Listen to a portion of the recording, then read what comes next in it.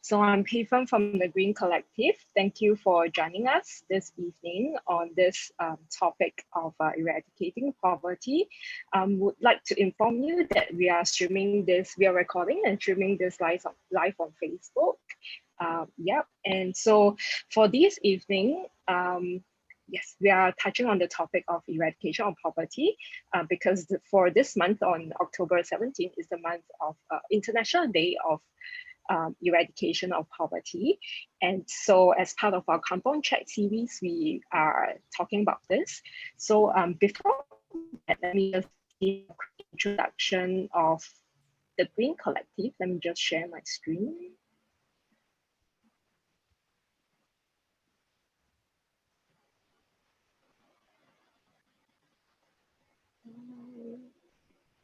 Okay, yeah, so the Green Collective here.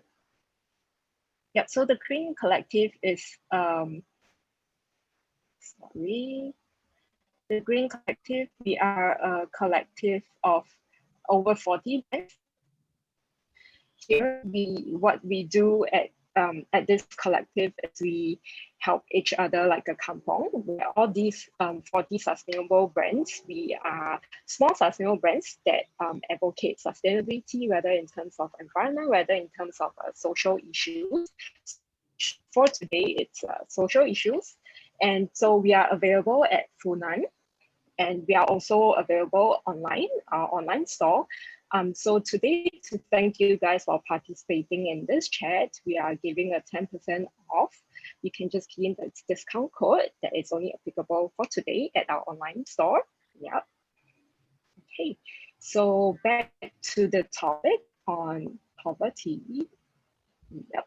So back to the topic on poverty, we are very excited to have our brands, Laksha from Desi Hangover, Amy from Matisai, and Shian from Connezt. So they work with different communities over Asia and in Singapore. So I'm quite excited for this discussion. I believe there'll be quite a balanced view from the different people here working in different communities. So without further ado, I'll hand this over to Laksha. Over to you, Laksha. Thank you for the introduction, Brian. So welcome everyone to the live chat. So today we'll be talking basically about poverty, how poverty exists in developed and developing nations, and what we as brands are right now doing to, sort of get our communities out of the zone of poverty during this time of COVID. So I'll quickly introduce my fellow panelists. So Shian works with communities in Singapore. A lot of us think that how can a developed country like Singapore have poverty? That isn't true. And she'd probably throw some light on it, that how even the most developed countries have sections of society which are not so well-to-do and they need to be looked after. On the other hand, Emmy works with communities in Laos. And the great part is that she does not only work with them, she stays with them. So even right now, she's in Laos and she's constantly in touch with the communities, and she's been resilient enough to stay there during the pandemic and not just be there financially for them, but emotionally as well. And I work with communities in India. It's Desi Hangover. We work with cobbler communities down south in the southern part of India, and we help and serve them. And we make some beautiful shoes out of them. First of all, I'd give on the mic to Shian, and I'd ask her to explain that. You just tell us that how does Singapore have poverty and what sections of society do you work with, and shed some light over there. Okay, Connect Dots is a social enterprise. We actually connects with low income, single ladies, wheelchair bound, mainly the category that they are not able to go out to work, those that have to be bound at home. So what we do is when the social worker were to refer them to us, maybe some of them have they are not very healthy emotionally. So what we do is we will connect with them. We will get them to learn sewing skill, and then they are able to do the sewing at home. So by doing that, okay, they earned, because every project that we give it to them, they are able to sew without going out of the house. Because what we do is We will bring all the equipments and the materials to them. All right. These are the groups that actually, how would I say, leak through the crack. Okay. It is they are not able to get out of the house. They are not able to join any organization, any charity organization. They are not able to do any work at all beside the house. So what we do is we try to bring work to them.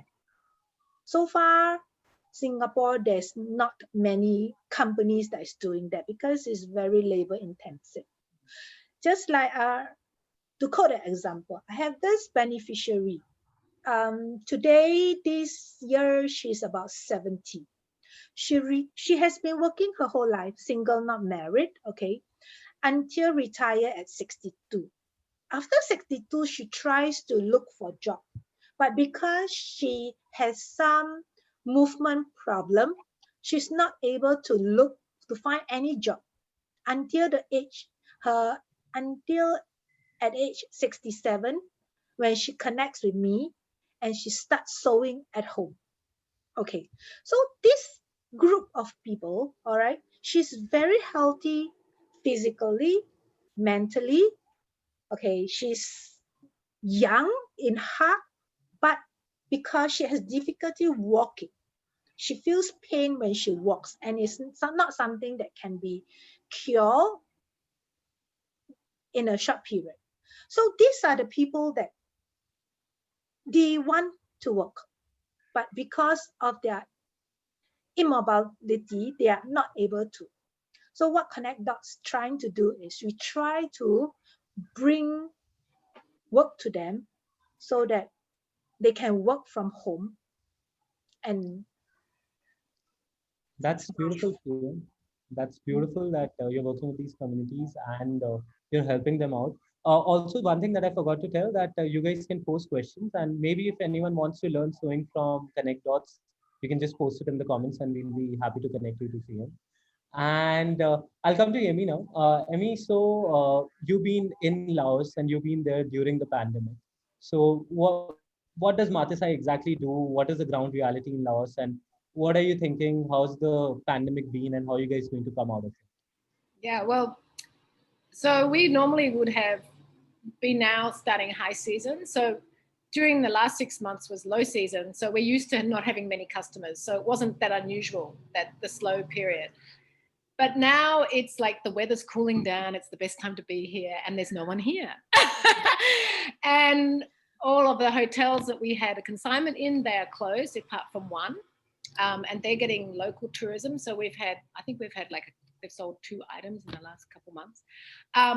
We're open every day in our shop, but people will come in, mainly local people. And sometimes we've got some people up from Vientiane now because the French schools are on holiday. But, you know, it's really, our sales are like 10%, I suppose, of what normal. And we are still got our wholesale overseas. We've got some people ordering from overseas. So it's a really challenging time because this is the time when we will be getting out of low season and getting some income in to last us through the high season. And we would start purchasing a lot now. So all of our makers who are in the villages, they're like sitting there twiddling their thumbs going, where's the orders? Where's the orders? And normally they would be also selling for the night market. They'd be selling for people in Vientiane. They'd be selling for people, you know, all over the country. But Luang is their main center of tourism. So they're all in a bit of shock. And occasionally they're calling you saying, what's going on? You know, do you need anything? Have you got any work? So we have 3 sewers. We have a village close by that we work with. We have many people we work with, but the closest ones are 2.5 hours away. And tomorrow I'm going up there to see them. And I'm going up with some good news. I've got a small wholesale order, so I've got some samples for them to make. I've got a fantastic grant from Korea for KOICA, the Korean government, where it's supporting small companies like me so we can continue buying. And it's with another social enterprise based in Korea, and we'll be developing some craft product from them. So we've got the grant to buy 150 kilos of cotton from one of my suppliers. So she's going to be very happy. And then we'll pay for her to process it and everything. So yeah, that's sort of where we're at. It's like, it's a mix of, well, we're surviving on some grants. We're surviving on a small bit of small percentage of all our sales. The small sales are, they're dropped in Singapore as well. But we're surviving because we have a very low cost base living here in Laos. And, I can live on nothing here just as my staff can. So we're all banding together and making it work. And the producers have been good in understanding that. And there's been a lot of retraining with the grants we've had, a lot of really interesting training going on. So yeah, that's how we're sort of mentally staying there. But we are starting to get a bit like, where are the people? So it's beautiful, Emmy. And I think it's amazing that there are now at this time you were there with the communities. I think that is a very beautiful and a very encouraging thing, even for them and also for us when we talk to you. Yeah. I'm going to brief about Desi Hangover as well. So I run Desi Hangover. We work with underserved cobbler communities in India. These communities are based down south in India, and it's similar to the model that Matisai works in, wherein we work with artisans and we give them the designs and we together develop beautiful pieces of shoes, and then we sell them in India and across the world. Now, obviously, because of the pandemic, this season is low, and it was supposed to be the wedding and the festival season in India, but it hasn't picked up the way it would have. But yeah, we are holding in tight. We are ensuring that the communities are staying strong, and so are all of us. Which gets me to the other question, which is more related to work.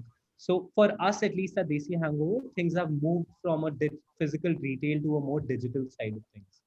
And there are new challenges that we are facing there, and even the communities are getting themselves prepped for not making shoes for a single store, which will take 100 shoes, but say making one shoe for each customer and serving 100 different customers, which is new for them.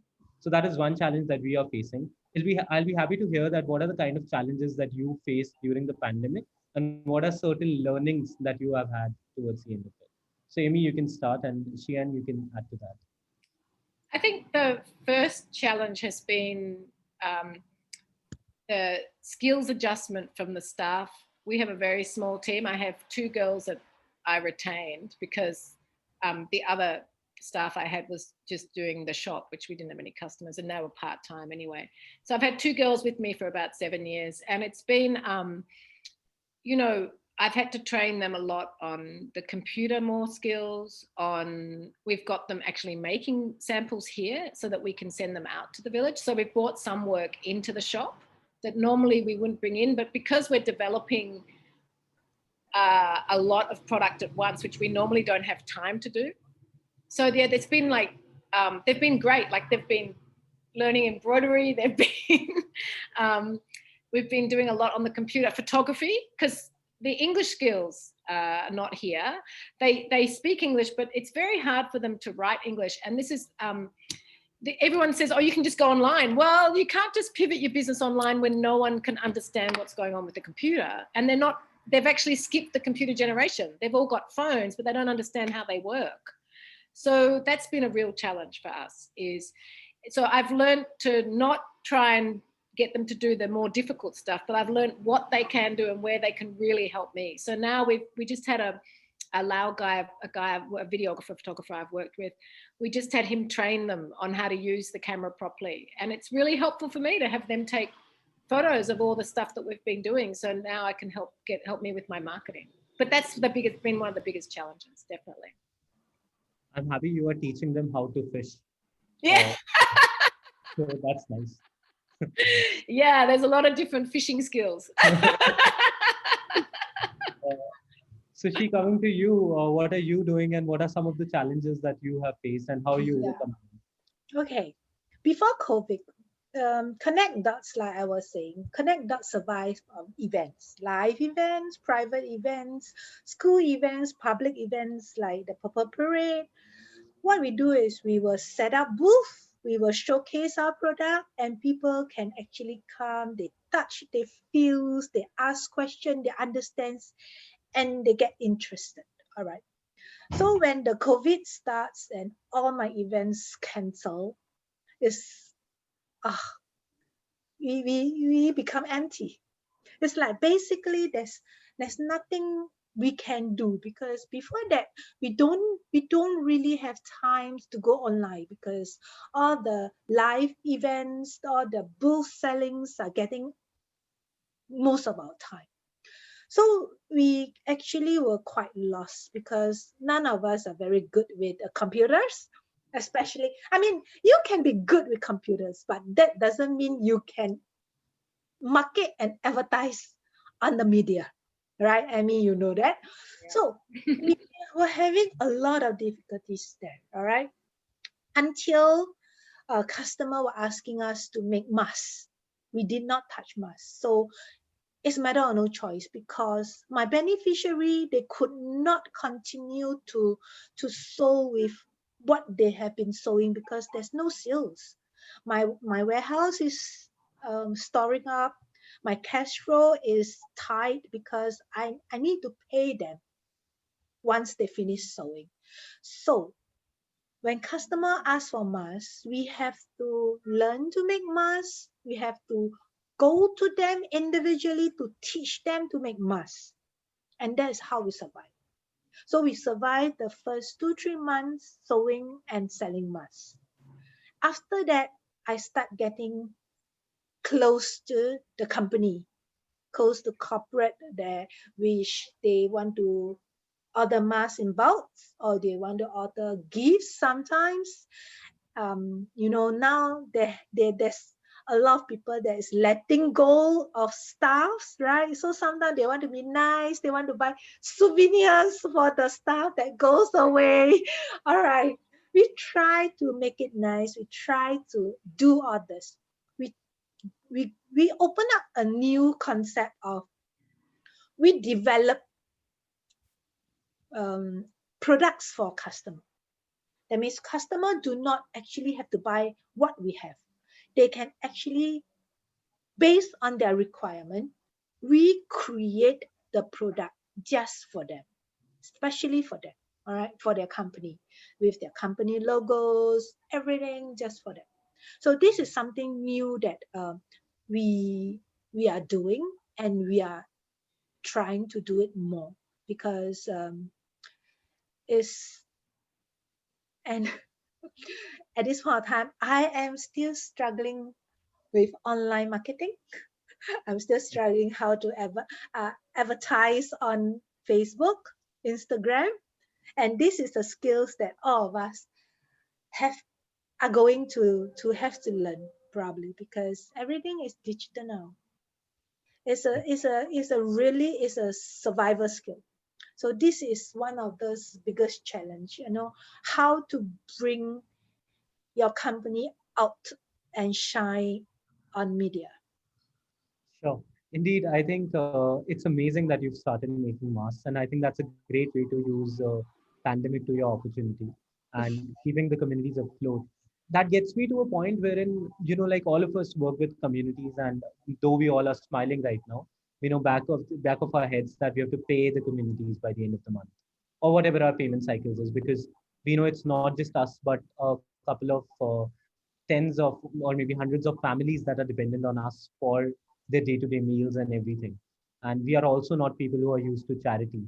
We've always made our money and we've paid the communities, and we've taken that ownership. So now when the pandemic is slowly receding, what are you guys planning to do? Are there any creative plans, or are there any innovative ideas that you've thought of, that we're going to get this and maybe this works?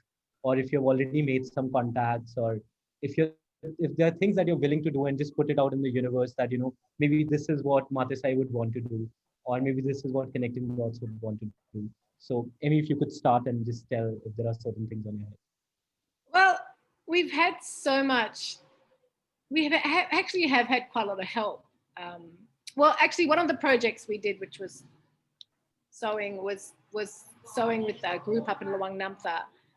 That's a group that's beyond actually just our group. It's with other groups as well, and working within the tourism framework, that these groups have small tourist centres, whether they be weaving centres or like a little Hmong culture sort of centre within their village.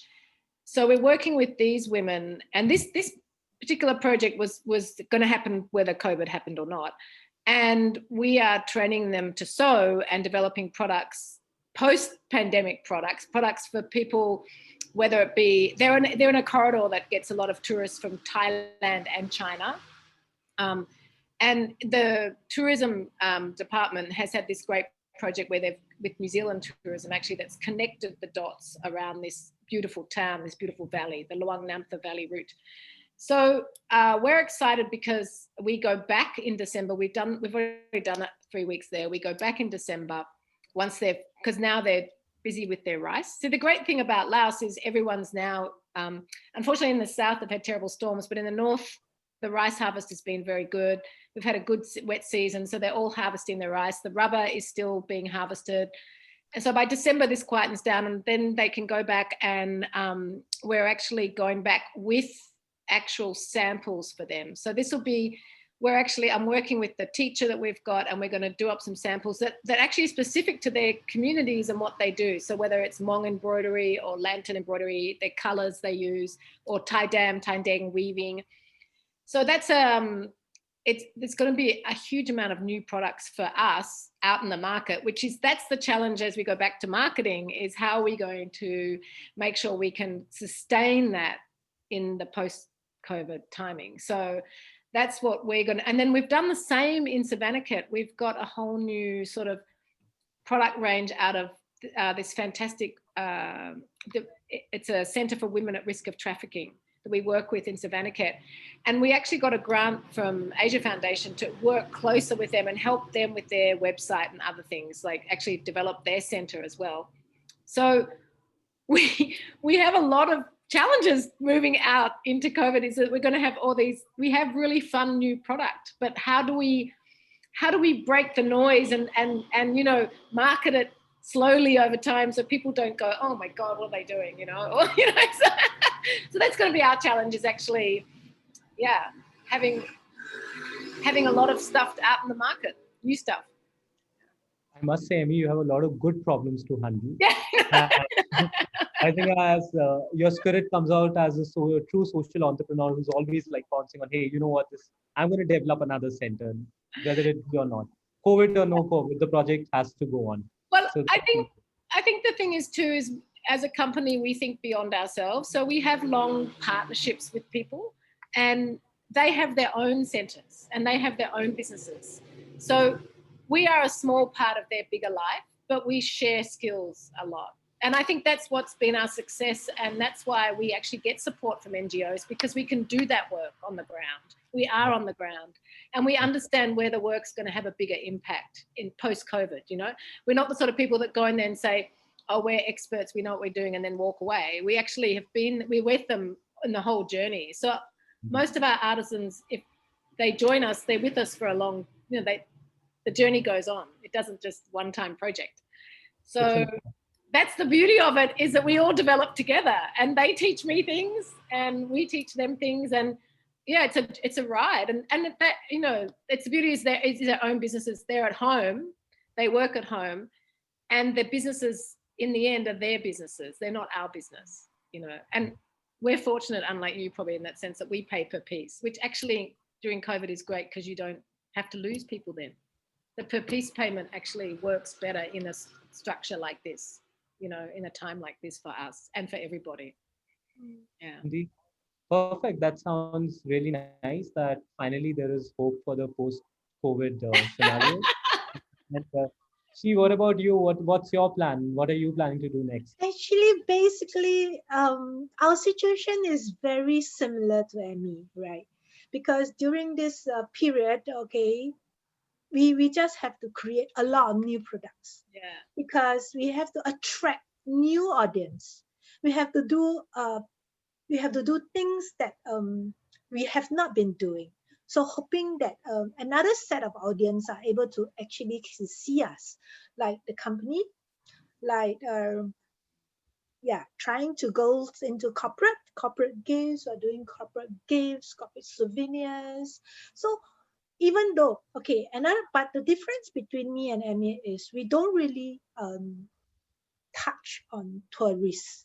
So our sales, our target audience are not heavy on tourists. So with or without tourism, actually it doesn't really affect us too much, because our target audiences are mainly locals, families, locals, company. Yeah, they will actually, but not those tourists that actually come to tour Singapore, and not many of them will actually do that, because we mainly survive on we do not have a retail shop. So tourists there's no way that actually walk in and then browse. No. So mainly we are dealing with events and now online. So what we are trying to do now is, we try doing retail with the Green Collective. This is our second month or end of first month. Okay. And yes, we need to produce a lot of new product to be able to market online, and to be able to come up with the marketings that actually can let people see us. Yeah, it's the same. It's really the same. I think all of us I just think we'll all need a holiday after COVID. We'll all be so exhausted from trying to learn marketing skills, better marketing skills. Yeah, that's provided that there are countries that we can actually travel to, you know. Yeah, we are just facing almost a lot challenges for products, whether it's online, whether it's retail, right? Yeah, and I think that's probably all small businesses too. When you're right. COVID, I think people don't realize that people forget that you have half the staff that you had, and you don't have the resources, the money resources you had. So Yes.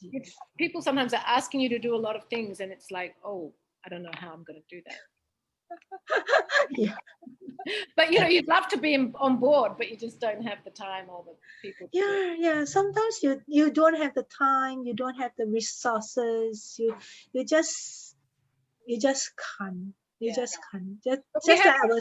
We have had the time to develop new products, and so that's been the time that we've had to actually think about where we want to go with our suppliers has been a joy.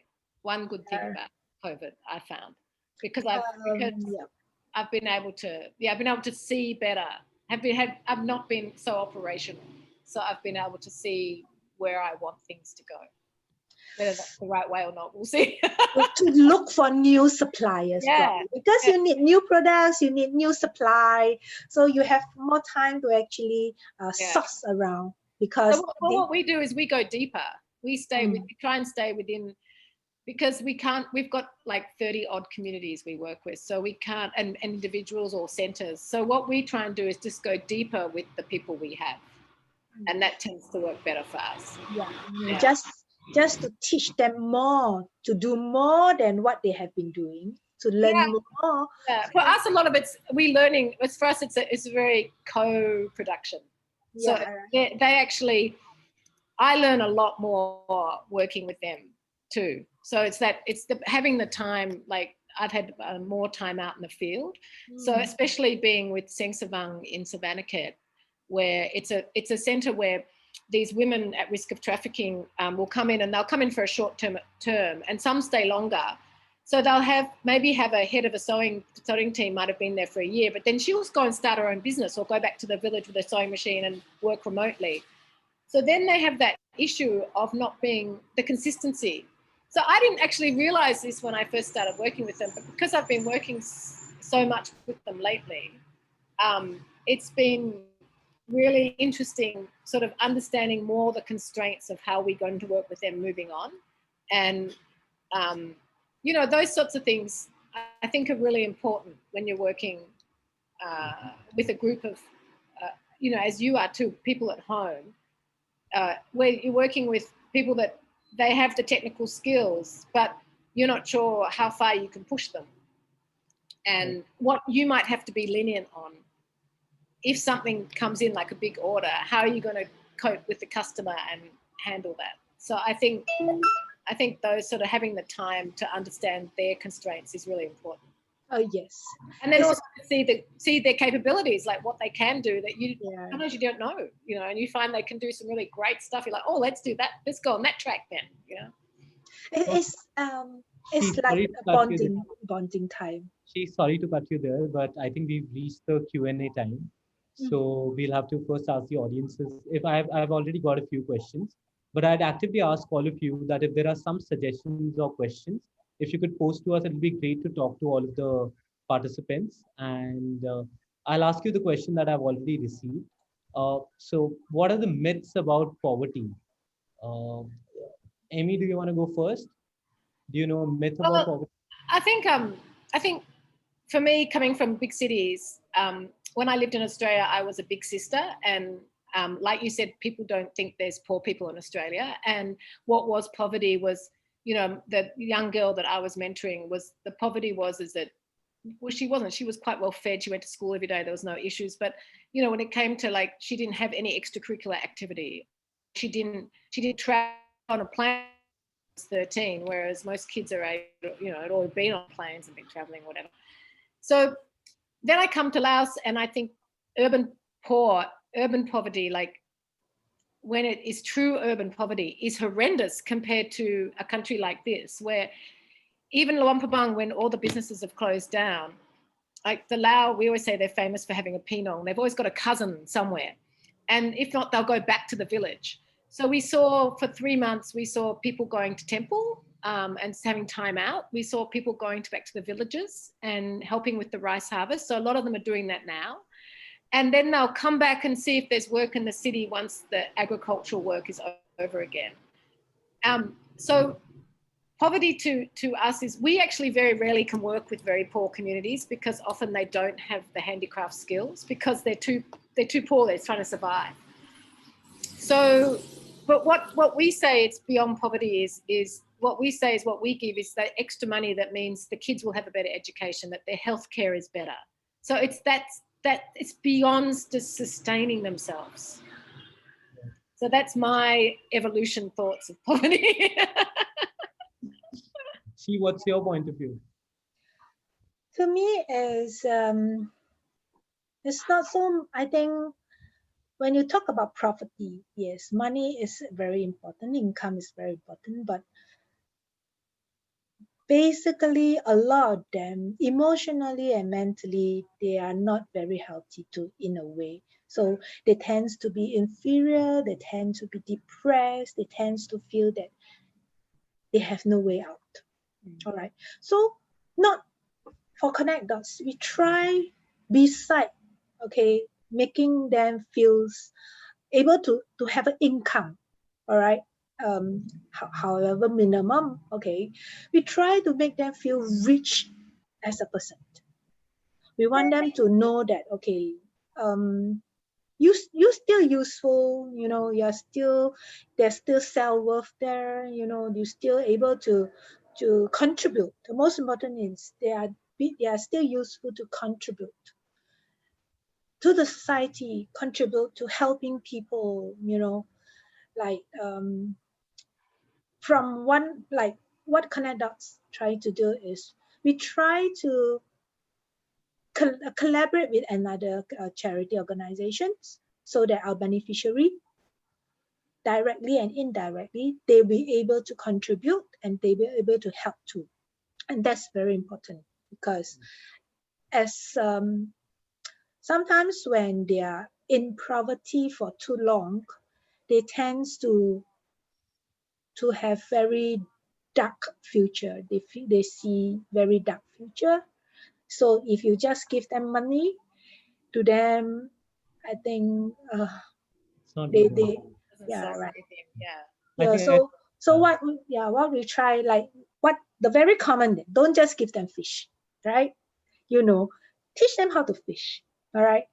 So by teaching how to fish, they can fish and they can feed other people too. That's very important. So that's what we're trying to do now. I think I'm of this similar opinion that poverty goes beyond money and it goes to the mind as well. Yeah. So it's important for everyone who's working with the community, or even when we contribute, to see if actually the impact is going to the right place. and it happens the right way, it is actually enhancing and it is long lasting. And one more thing is that, a lot of sometimes this happens with a lot of companies, like a mainstream business would come in and say, you know what, we helped 1 million people Yeah. and you contributed $100 million. So that means you gave $100 to each person. It doesn't make sense because no one came out of poverty because of that. Only the numbers are, blouted. So I think it's fine even if smaller enterprises like ours work with communities, as long as we are determined enough to take some people out of it. But I It's think not. also the empowerment, isn't it? Really, it's the empowerment luxury you give to people that they feel that they're worthy, that they've got something to give back. And so right. still that they not only they can grow themselves, but then they can also give to others. Yes, And I think that's very being important. part of a community too, like even for me, like working remotely in Laos, sometimes I feel like I'm very cut off.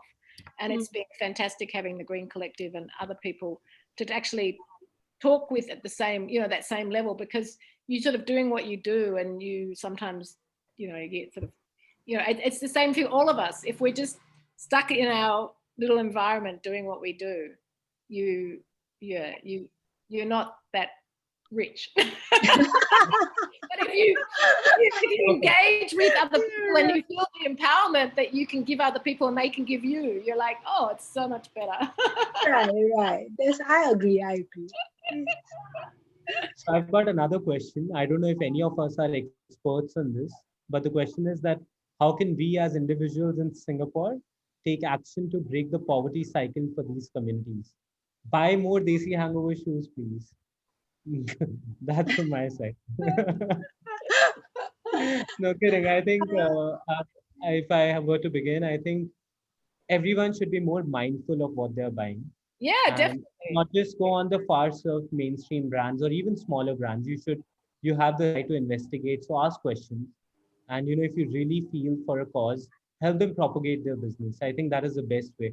First, be Yes. sure that they're doing ethical work, but once you're sure, help them propagate their work. Even if no sales, their message goes out to more people.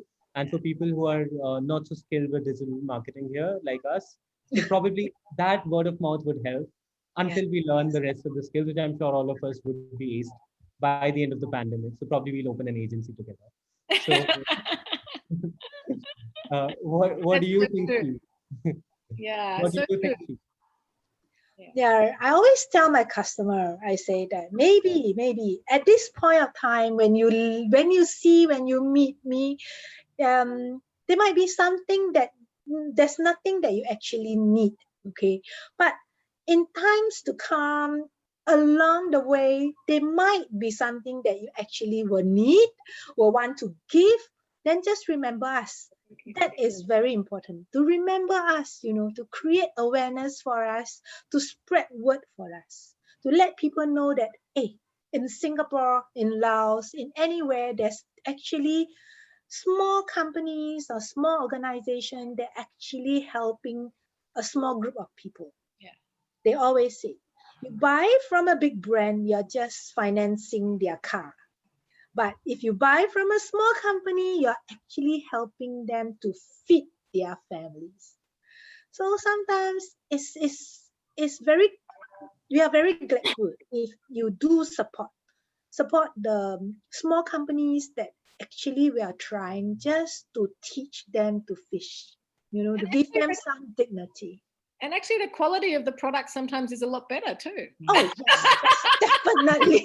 You're not just buying it because it's actually the product actually stands up for itself, And I think correct. the thing that some people say, oh, it's artisan made, it's probably not going to be as good. Well, actually, Hermes is all artisan made.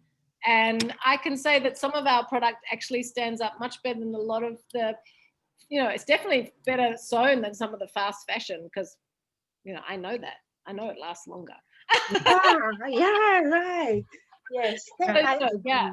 But I think I'm also thankful to Singapore as an audience, at least for us. I mean, people have been really supportive, and that's why I think organizations like Green Collective are flourishing, because a lot of people actually want to buy sustainable and from small businesses. So a big thank you to Singapore.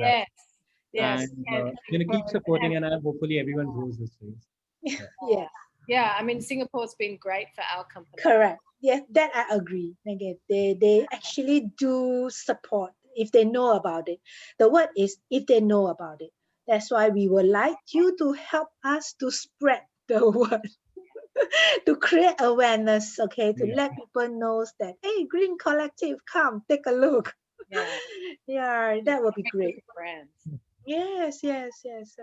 To spread the word, that's most important. Okay. Perfect. It was amazing talking to both of you. I think we are reaching the end, and I'll give it up to Pai Thank to actually you. conclude the conversation, and probably we can all meet again sometime. Yeah, Thank that's been you. lovely.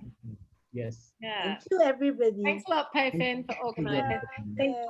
yeah, thank you. Thank you, Laksha. Thank you, Emmy and Shien, for this very insightful discussion. Thank you for busting the myth that poverty is beyond just financial, the financial definition.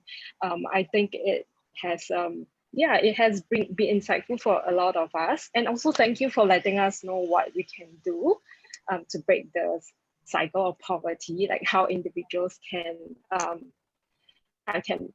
contribute to this eradication of poverty. I hope everyone has had a lovely evening too. Let me just end the session with, again, to thank you guys for participating in this chat, in this discussion. We want to thank you with a 10% discount code, just key in poverty 10, and it ends today on our online store. So if you want to support small businesses like us, you can do so over at our website. We are a collective of over 40 brands who are championing sustainability. So it'd be great if you can do so. Otherwise, I hope you guys have a great rest of the evening. Thank you guys. Thank you, Laksha, Emmy, and Jian, once again for your insights. Thank you so much. We will end the session here. We are ending it perfectly on time. Okay, have a good evening, Good night. everyone. Thanks, Bye. everybody. Good night. Thank you.